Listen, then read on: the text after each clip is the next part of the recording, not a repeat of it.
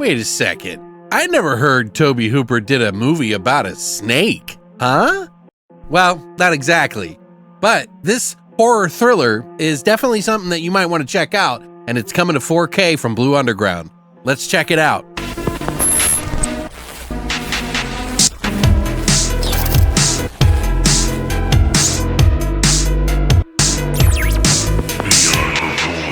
What's up, guys, and welcome back to Beyond the Void. My name is Alex, and today we're going to be doing a spoiler-free review of Venom.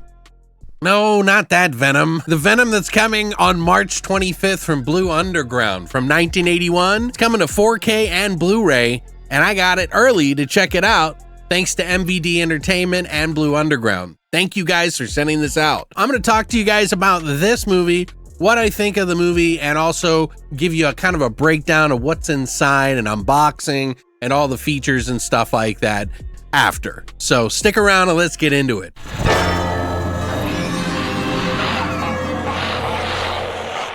So I never got to see this movie before, but Venom is a movie that is definitely a little bit different. The story is about a bunch of terrorists who kidnap a famous guy's kid. In the middle of them kidnapping and taking the father hostage, they are trapped in a house with a extremely deadly venomous snake known as the Black Mamba. Now, this is considered to be a horror thriller. It was technically started by Tobe Hooper, but not really. He never actually did get to finish it, and they scrapped all of the work that he did. He backed down and let Piers Haggard handle this one, and I'll tell you more on that a little bit later. But Piers Haggard directed this movie, and it has a big cast. We're talking Klaus Kinski, Oliver Reed, Sterling Hayden, Nicole Williamson, and Michael Gough, I believe that's how you say it, who plays David Ball, the snake handler. Which, if you know, Michael Gough is actually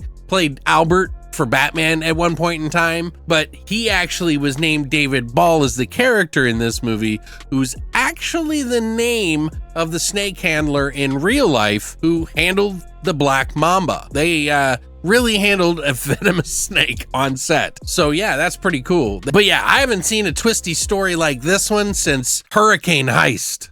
Okay. It's like taking one situation and making it so much worse by adding a snake into it. And I think for the most part, it actually works pretty well, especially since you have such a cast on board. Seeing a movie that has a kidnapping and a Black Mamba is pretty interesting. Oh, what is a Black Mamba, you say? The name of the Black Mamba doesn't actually come from the color of its skin. In fact, Black Mambas are actually a little bit more palish gray. The younger they are, the more palish gray they are, and then they turn to brown. The black part is when they open their mouths and the inky black mouth is shown. Now, these are native to sub-Saharan African climates, and it's known for its agility and aggression. These are some angry fucking snakes, let me tell you. And it's actually considered to be the second longest snake after the king cobra. But, you know, it's not about size. You know what I mean? The venom of this snake, holy shit, primarily composed of neurotoxins, which are fast-acting venoms, which basically can result in death in under 10 minutes. If you don't have the anti-venom administered, then you're dead. So if you can imagine, this is definitely adding more thrill to the movie because, yeah, fuck that shit. Now, the snake was actually the least venomous and toxic thing on set. In fact, the director said that the snake was the nicest person on the set. Oh yeah, there's a lot of troubles on this one. First of all, Oliver Reed and Klaus Kinski were both really big at the time, you know, and obviously their egos got the best of them between scenes. Reed would often goad Kinski into getting angry over everything, just about, and they would end up screaming at each other on set in between the scenes. But when it was time to work, they flipped that switch right back on, and we're back to acting. It has been said that originally Tobe Hooper, who was to be the director of this film, left specifically because Klaus Kinski got a few of the team members to get mad at him and piss him off. Klaus Kinski would berate him day after day after day till he left. the extras has a guy who did the makeup effects on all of the people. He said that, yes, it's very true. Kinski was really tough to work with and not a guy that you would want to deal with. In fact, there was times he said that he even got slammed up against a trailer and choked and said, yeah, go ahead, hit me. Like, what the fuck? Nice guy. But yeah, you should check out the extras on this disc because it's actually pretty fun to watch. But yeah, overall, I really like this movie. It starts off with this kid, you know, he's into animals and he has like an asthma sort of thing. So they throw that in there to make it more thrilling too. He goes to the store one day to pick up a pet and you don't know what the pet is. Obviously it's a snake, but they get the wrong snake in the box. So the venomous snake that's supposed to go to like the country's like toxicology gets the brown like pet snake and the kid gets the black mamba. And while this is happening, there's a plan that's in place with the maid, the chauffeur, and this guy Klaus Kinski plays, who is offering the father a job. Sure enough, the snake gets out, bites one of them, they die, and the whole thing gets thrown out the door when the chauffeur blasts somebody in the chest. So yeah, it sets off a pretty interesting story. Tobe Hooper spent 2 weeks just directing a bunch of stuff that the new director, Haggard, just threw out. So they really had a little bit of time, about 10 days, to shoot this whole film. It actually seems to work pretty well. Now on IMDb, it's got like a 5.8 or something like that. Personally, for me, I thought it was much better, but I'll tell you my score by the end. I think the acting in this movie is really good. I think the tension is pretty palpable. These guys are bad guys, but they're not fully bad guys. So there's kind of this in-between fighting while the police are outside and the father who's inside who's doing his thing. And, you know, the kid is having asthma attacks. They're just kind of dealing with a lot of situations here. You know, the person got bit by a snake in the beginning and dies. And it's just crazy. Not a bad attempt for the 80s to do something that seems like a movie that they would do nowadays. There's not a lot of gore or blood in it, but they do show people, you know, getting affected by the snake bites. And there is an ultimate showdown with the snake by the end of the movie, as all of the different elements of thrill kind of collide in on one another. I would give this one about a 7 out of 10. I think it's higher than the 5.8. I don't know why it's got such a low score, and maybe it's because like Klaus Kinski's done better films. Apparently Klaus Kinski turned down Spielberg for Raiders of the Lost Ark. He was going to be in that movie, and I'm assuming he was probably one of the Nazi guys, but yeah, he turned that down for this movie. So maybe there's something to do with that. I personally really like this movie. I think it definitely deserves at least a 7 out of 10. It's something that was refreshing to watch as a different type of story that's dealing with a couple of different situations. So if you're into that mixture of like horror and thriller, I think this is a good one. Now on the front, you'll see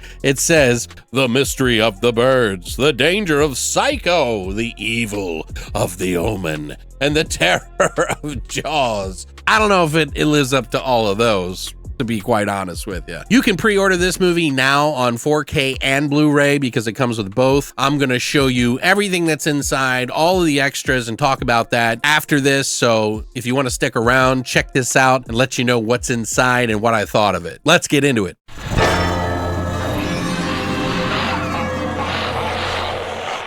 Now, first up, we got Venom, the case here, which pretty much is just the same thing as this, except this cover is a little bit different. This is the updated cover. They had multiple different covers because a lot of them at the time when they went to the theater had Tobe Hooper's name still on it. This is the 4K set. Now you do get a booklet with it that kind of goes over a little bit of the movie, the cast, the crew.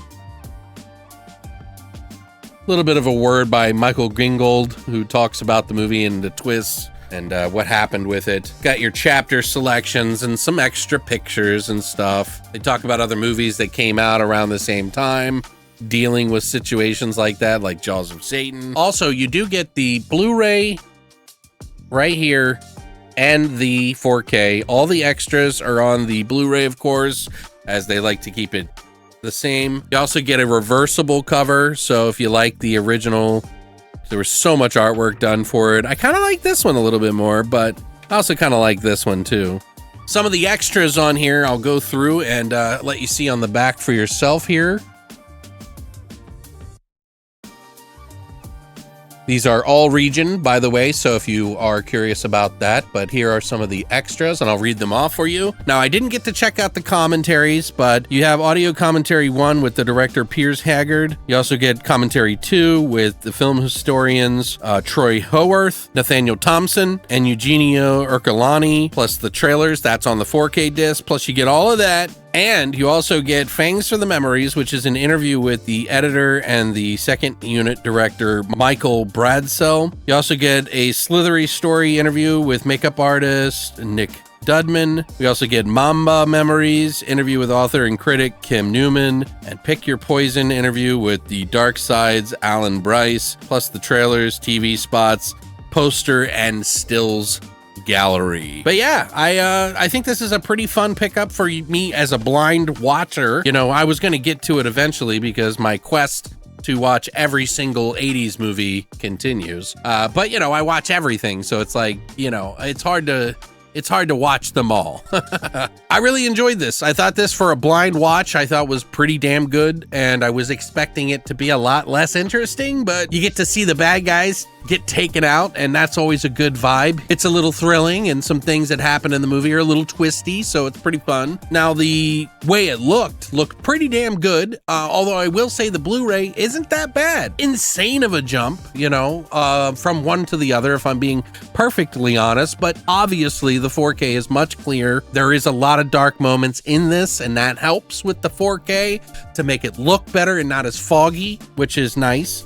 Although the Blu-ray, like I said, they did a really good job with it. 4K 16-bit from its original 35mm HDR, obviously, as I mentioned, and it's packed with all the extras here. So I thought it looked pretty damn good. The 4K is definitely a step up, maybe not as much, but I think if you are a fan and you got to have the most clarity, I think this is a pretty easy buy. If you're a fan of the 80s and you like movies where animals attack and stuff like that, and you like Klaus Kinski and Oliver Reed, who are fantastic actors, there's other people in it that do a fantastic job too, even if they're smaller parts, but yeah. But I would love to hear what you think about this release. Have you ever seen Venom? Did you know about it? Do you like snake movies? Do you like Oliver Reed? Do you like Klaus Kinski? Although I see a lot of stories about Klaus Kinski, and hearing some of the behind the scenes stuff on this was fairly interesting. So I would love to dig into that commentary if I had had enough time to hear what Piers said. I'm sure he's a class act, because I heard when he was on set, he was just like, oh, well, I guess we're just gonna have to do that again. He was like a joy to work with, apparently, for all the crazy stuff that was happening on set. But anyway, let me know what you think in the comment section down below. Thank you guys so much for supporting this channel by watching all of videos. Let me know what you think in the comment section down below. Hit the like and subscribe button if you enjoyed this video. And as always, long live the boy.